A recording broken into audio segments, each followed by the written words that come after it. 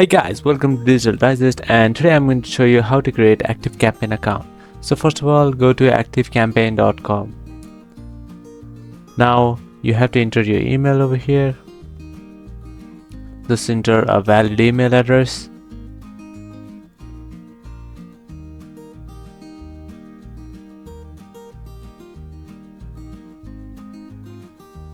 So I input my email.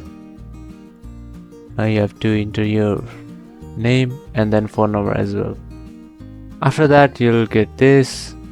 Just pick any options.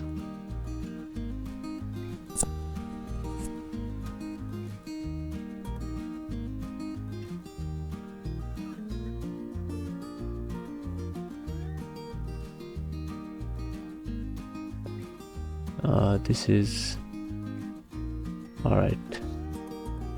So now let's go to next step and then create a password, and that's pretty much it. Now you'll be able to log into ActiveCampaign.